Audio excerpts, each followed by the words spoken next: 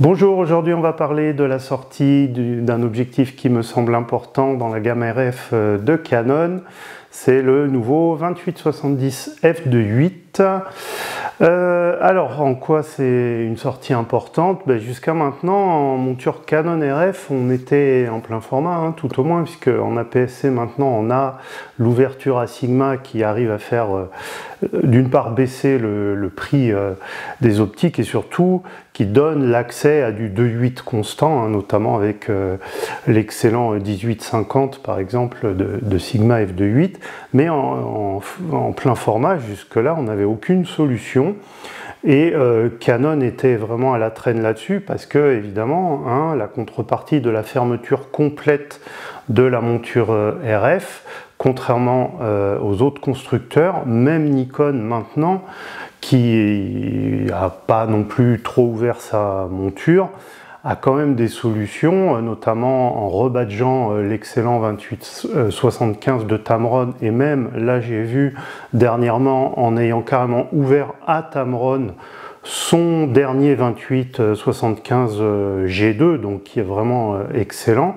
Alors c'est un peu compliqué chez Nikon parce que le 28-75 rebadgé Nikon, c'est le G1 de Tamron, et voilà, et le G2 il se fait en monture Z maintenant et il est meilleur et il est vendu au même prix, mais il n'est pas rebadgé Nikon. Enfin bon, bref, en tout cas on a des solutions chez Nikon, de même qu'on a le 17-28 f2.8 qui est rebadgé Nikon, de même qu'on a le 70-180 f2.8 qui est le Tamron aussi mais rebadgé Nikon. Mais enfin ça donne accès à l'ouverture de 8 constante sur des zooms, sans aller chercher des prix à 2500 € et plus, quoi. Donc Canon était vraiment à la traîne sur ce marché-là, je trouve. Et ce 28-70 de 8 est évidemment le bienvenu dans cette gamme RF, ça va sans dire. Alors on va l'analyser un petit peu plus quand même, que juste de dire que c'est très bien qu'il arrive dans la gamme RF. Pour une fois, on va commencer par le prix tout de suite, quoi. Alors ce 28-70 de 8, pour la gamme dans laquelle il se trouve, c'est-à-dire la gamme non L chez Canon, il est cher. Il est cher parce que 1300 € pour un objectif qui n'est pas de la gamme L chez Canon, ça fait beaucoup.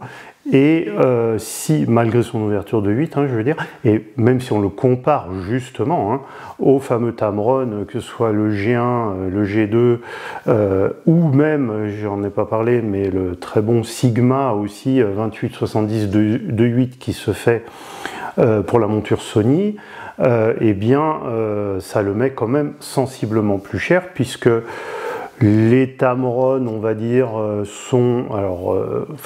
le Tamron est à peu près à 900 €, on va dire. Grosso modo, quand c'est en monture Nikon, c'est un tout petit peu plus que 900 €, mais enfin, c'est dans ces eaux-là. Et le Sigma, il est même 100 € moins cher, si je me souviens bien. Il doit être aux alentours de 800 €, et là, on est à 1300 €. Alors, évidemment, Canon profite du fait que sa monture ne soit pas ouverte, peut-être pour le vendre ce prix-là. L'avenir dira où est la limite de ce système, c'est-à-dire que d'un côté, il profite, d'un autre côté, est-ce que ça ne va pas détourner à un moment certains acheteurs aussi et aller à la concurrence pour bénéficier de ces objectifs à un coût sensiblement moindre. Alors, tout ça étant dit, maintenant, il y a question quand même de ce qu'il apporte aussi réellement, de sa qualité optique quand même, bien sûr, et de ce qu'éventuellement il apporte de plus qui pourrait justifier un prix un peu plus élevé par rapport au Tamron ou au Sigma. Alors, sur la qualité optique, il y a encore très peu de tests, c'est pour ça que j'ai hésité à faire cette vidéo tout de suite. Bon. Le peu de tests actuels a l'air de placer en qualité optique ce Canon, je pense, pratiquement au niveau du Tamron G2, c'est-à-dire le très bon Tamron, quoi. Sachant que le Tamron G1 était très bon mais beaucoup moins homogène que le G2, voilà, tout simplement. Alors visiblement, hein, là il faudrait encore bien approfondir tout ça et avoir d'autres tests, mais enfin visiblement il a l'air à peu près de ce niveau-là, c'est-à-dire peut-être un peu meilleur aussi que le Sigma. Le Sigma il est très bien. Alors moi il se trouve que j'ai eu le Tamron G2 sur un Sony A7 IV, hein, donc voilà, je sais qu'il était vraiment excellent. Et j'ai pu aussi essayer le Sigma 2870 2.8 d'ailleurs quand j'avais le Sony A7 IV. Alors le Sigma il est très bon, mais à 70 mm 2.8 il manque un petit peu de piqué quand même, et c'est vrai que du coup le 70 2.8 c'est là qu'on va l'utiliser en portrait notamment. Et si on est obligé de fermer un peu pour avoir plus de netteté, bah, du coup on bénéficie plus de la faible profondeur de champ, vous voyez ce que je veux dire. Donc ce côté-là sur le Sigma est peut-être un peu dérangeant. Bon, hein. Alors encore une fois, on verra sur ce Canon si c'est mieux. A priori, ça a l'air d'être le cas. Et donc, du coup, au niveau polyvalence, bah, c'est quand même excellent, hein, si ce n'est évidemment qu'on commence à 28 mm et pas à 24. Mais ça, c'est comme la concurrence du Tamron ou du Sigma, bien sûr, hein. Alors, cette plage focale, elle remplit quand même beaucoup d'usages.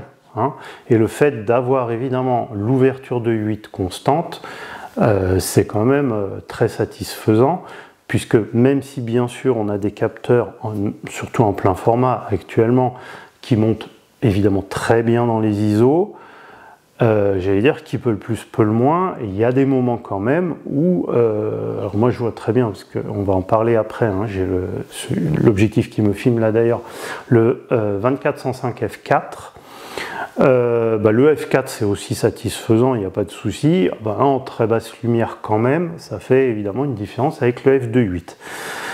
Donc il y a cet aspect là. Alors je dirais que cet aspect là il est surtout valable sur la plage focale, je dirais 28-50 mm, hein, à peu près, parce que sur cette plage 28-50, quand vous êtes en basse lumière, c'est vrai qu'avoir du 2.8, on va avoir une différence avec le f4, on va moins monter dans les ISO, c'est clair, hein, il n'y a pas de souci.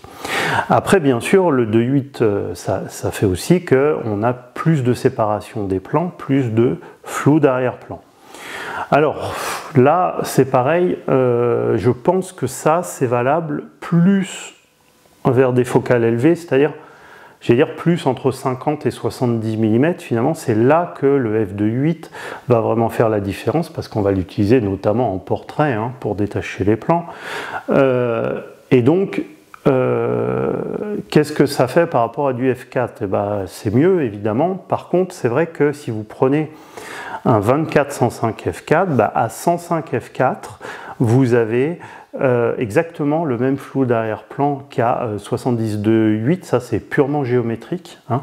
Et surtout à 105 f4, enfin à 105 je veux dire, sans parler du f4, vous avez une meilleure compression des plans qui est plus adaptée d'ailleurs au portrait qu'à 70 mm. Donc finalement à 105 f4, pour faire vraiment un portrait avec un certain flou d'arrière-plan, on n'est pas plus mal, sinon mieux qu'à 70 f2.8. Hein. Donc il faut le savoir. Je dirais que si c'est pour faire ce zoom est fait pour faire plutôt assez souvent du portrait, je pense qu'il vaut mieux le 105 f4 en réalité. Si c'est pour prendre dans la plage plutôt grand angle assez souvent des images en basse lumière, de la vidéo aussi bien sûr, hein, en basse lumière, alors ce 70-2.8 est plus indiqué, bien entendu. Alors pourquoi je parle, c'est vrai, pas mal du 24-105 finalement, mais parce que ce 24-105 en réalité, il est quasiment au même prix que ce nouveau 28-70-2.8, et c'est ça qui est alors étonnant, je ne sais pas, mais en tout cas qui fait qu'on peut les comparer déjà au niveau du prix, parce qu'il doit y avoir 100 € d'écart à peu près, hein, entre les deux. Alors le 24-105, comme voilà, il commence à 24, et ça fait quand même une sacrée différence, hein, malgré tout. 24, c'est pas 28, hein, ça c'est sûr, au niveau du cadrage. Et puis évidemment, il va à 105, il ne s'arrête pas à 70, je viens d'en parler, notamment pour le gain que ça fait en portrait, hein, et que ça permet de compenser complètement l'ouverture f4 dans ce cas-là. Voilà, par contre, sur les focales plus grand angle et plus standard, on n'a pas le f2.8, hein, voilà, c'est sûr. Par contre, c'est un objectif sériel, et donc là, le fait d'avoir pour à peine 100 € de plus un objectif sériel, qui veut dire construction quand même plus haut de gamme, étanchéité complète, bien sûr, moteur USM, pare-soleil vendu dans la boîte, un objectif sériel, quoi. Meilleure lentille, hein, globalement, voilà. Donc il y a quand même vraiment de quoi hésiter. Alors il est plus lourd par contre, donc, parce qu'on va revenir maintenant aussi sur les caractéristiques intéressantes de ce 2870 f2.8. C'est que même si on peut effectivement comparer avec le 2405 f4 au niveau du prix, on a plus de 200 grammes d'écart entre les deux. Et alors des fois vous allez avoir certains testeurs qui vont vous dire oh, 200 grammes, c'est pas... voilà, on les sent quasiment pas l'écart. Alors c'est pas moi qui vais vous dire ça, 200 grammes sur un objectif standard, celui que vous allez avoir souvent sur votre boîtier, ça se sent. Hein. À moins de monter ça évidemment sur un tank comme un Nikon Z9 qui pèse, je sais plus, 1,2 kg, 1,3 kg le boîtier, où là effectivement vous n'êtes plus à 200 grammes près sur l'objectif. Si vous montez cet objectif sur un Canon, alors R8, surtout sur un Canon R8, hein, mais même un R6 II, et j'allais même dire un R5 ou le nouveau R5 II, et ben 200 grammes d'écart, ça se sent. Et puis vous avez aussi, il est un peu moins large hein, quand même que le 2405. Donc l'atout déjà principal de cet objectif, outre qu'il soit f2.8 et outre qu'a priori il soit vraiment bon optiquement, c'est sa compacité bien sûr, et son poids. Hein. Donc ça c'est un gros avantage bien sûr. Ensuite, dans ses caractéristiques techniques, c'est le deuxième objectif Canon qui ne fait pas partie de la série L et qui a quand même un joint d'étanchéité. Parce que le problème de la gamme non L de Canon, hein, de la plupart quoi, des objectifs, comme ce 15-30 ici, donc, c'est que il est très bien ce 15-30, mais il n'a pas de joint d'étanchéité. Alors, j'allais dire, est-ce que c'est important ou pas? Ça dépend de l'utilisation que vous avez. Moi, j'ai tendance toujours à dire l'objectif qui va être vissé le plus souvent sur votre boîtier, l'objectif principal, celui-là, c'est justifié en général qu'il soit tropicalisé, hein, qu'il ait un joint d'étanchéité. Donc, 28-70, logiquement, voilà, il faut qu'il soit un minimum étanche, donc c'est bienvenu que Canon ait mis l'étanchéité dessus, c'est sûr. Après, au niveau commande. Alors il y a un switch un peu particulier hein, sur cet objectif, c'est un switch qui désactive la F ou qui le réactive, c'est-à-dire AF ou mode manuel quoi, simplement, et qui donne aussi accès à la bague de contrôle. Alors je m'explique. Sur donc mon 1530, j'ai donc cette bague ici qui peut, via le switch qui est ici, être en mode contrôle, c'est-à-dire on peut la programmer pour une fonction voilà, ouverture, ISO, compensation d'exposition et je ne sais quoi d'autre, hein, voilà. Et donc moi j'ai la compensation d'exposition dessus, et si on veut que cette bague, parce qu'on n'a que la bague de zoom et cette bague hein, sur ces objectifs justement qui ne sont pas de la série L chez Canon, et si je veux maintenant qu'elle serve à la mise au point manuelle, il faut donc que je désactive ici, voilà, et que je lui dise là je veux qu'elle serve maintenant à la mise au point manuelle. Hein, voilà. Alors le truc c'est que si maintenant j'ai envie de passer en mise au point manuelle et pas autofocus, eh bien j'ai pas de switch pour le faire, contrairement à mon objectif sériel qui est en train de me filmer, qui lui n'a pas besoin d'un switch pour la bague de contrôle, puisque de toute façon il a 3 bagues. La bague de zoom, la bague de mise au point manuel et la bague de contrôle. Alors sur ce 2870, ce qu'a fait Canon, c'est qu'il a mis un interrupteur à 3 positions. C'est-à-dire il n'y a bien que 2 bagues, la bague de zoom et la bague de contrôle, comme ce 1530 qui n'est pas de la série L. En revanche, sur l'interrupteur, on a les 3 positions, c'est-à-dire mode de mise au point manuel, autofocus ou position bague de contrôle. Donc c'est bien, je trouve, ça donne plus de souplesse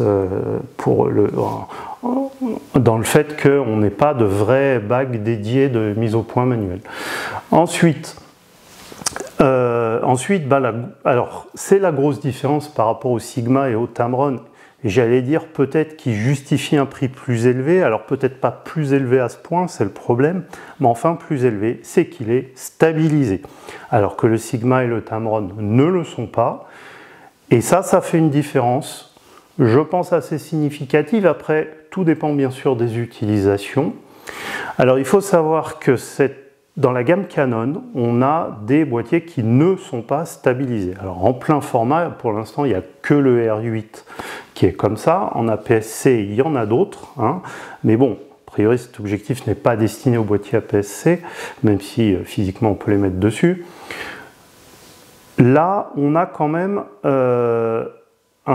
une stabilisation de... Alors, c'est toujours pareil, hein, c'est les chiffres donnés par Canon ou enfin, n'importe quel constructeur. Hein, on peut enlever... c'est comme les chiffres de consommation, vous savez, là, pour les voitures WLTP, machin. C'est bon, vous pouvez enlever 20%, pour pas dire 30% à ce qui est annoncé. Bon, alors là, c'est pareil, mais ça vaut pour tout le monde. Hein, donc, il revendique 5,5 stop dans l'objectif lui-même. Et ce qui est intéressant par contre, c'est que s'il est monté sur un boîtier qui a déjà le capteur stabilisé, alors là c'est 7,5 stop. Et ça fait une sacrée différence avec le Sigma et le Tamron. Pourquoi? Parce que le Sigma et le Tamron, si vous le montez sur un boîtier Sony, par exemple un 1.7 IV qui a déjà une stabilisation capteur qui est largement en retrait de celle par exemple d'un Canon, et que vous montez par contre le nouveau 2870 RF sur un boîtier Canon qui est déjà stabilisé capteur, la différence elle va être assez énorme en termes de vitesse de prise de vue qu'on va pouvoir mettre dans des situations où il faut un temps de pause assez long à main levée. Hein, et on réussira à descendre. Alors moi je peux vous le dire parce que je le fais sans trop de problèmes avec, que ce soit avec mon R7 ou avant avec mon R6 II. Oui, parce que j'attends toujours mon R5 II au fait, à l'heure où je tourne cette vidéo. Voilà. J'arrive à 1 seconde de temps de pause à main levée sans problème. Hein. Voilà, le défi de faire pareil avec un Sony malgré le capteur stabilisé avec le Sigma ou le Tamron. Hein. Alors c'est un peu pareil chez Nikon, c'est-à-dire que chez Nikon, donc on peut mettre le Tamron, pas le Sigma, mais les Tamron, pardon, les deux, le G1, le G2, mais c'est pareil, la stabilisation, bon, si on prend le Z6 III, a priori elle s'est un petit peu améliorée, mais on n'a pas l'effet double stabilisation qui est important justement sur les focales intermédiaires, c'est-à-dire que sur les très longues focales, c'est pas la stabilisation capteur qui fait quelque chose, mais sur ces focales intermédiaires là, elle aide bien justement, et le fait d'avoir la double stabilisation, c'est un argument, donc déjà en photo, mais bien sûr aussi en vidéo, ou avec un Canon qui est à capteur stabilisé plus un de ses objectifs, ben, voilà, typiquement comme mon 1530 d'ailleurs, il est stabilisé aussi et il fonctionne en double stabilisation avec le boîtier. Eh bien, vous pouvez tourner en vidéo des petites séquences, c'est sûr, hein, vous n'avez pas filmé 20 minutes comme ça à main levée, mais des petites séquences qui sont tout à fait stables à main levée, vous pouvez grâce à cette double stabilisation. Donc ça reste un argument quand même en faveur du Canon, je trouve. Maintenant, ça n'empêche pas, je trouve qu'il est un peu cher malgré tout. Voilà, en tout cas, c'était une arrivée, je pense, vraiment nécessaire dans la gamme optique de Canon en plein format. Enfin, on va dire, mieux vaut tard que jamais. Il pourrait être un petit peu moins cher quand même. Ça sera la conclusion. On attendra les tests complets pour en parler, je pense, davantage. En tout cas, voilà, bienvenue à ce nouveau 28-70 2.8 en gamme RF. Je pense qu'il va en intéresser plus d'un. Merci d'avoir suivi cette vidéo. Au plaisir de vous retrouver. Au revoir.